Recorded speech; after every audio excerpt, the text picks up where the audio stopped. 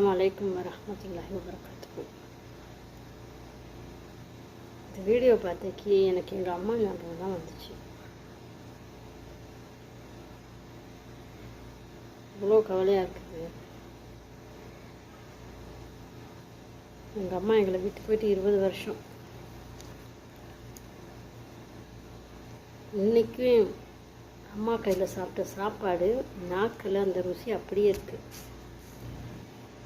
நம்ம அதிகமாக நேசிக்கிறவங்க நம்மளை விட்டு போனால் அந்த பிரிவை தாங்க முடியாது. இருக்கும்போது அவங்களெல்லாம் நல்லா பார்த்துக்கோங்க. அது யாராக இருந்தாலும் சரி, சண்டை போடாமல், கோவிக்காமல், வெறுப்பு காட்டாமல் நல்லா பார்த்துக்கோங்க. மரணம்ங்கிறது எல்லாருக்கும் வரும், திரும்பி யாரும் வர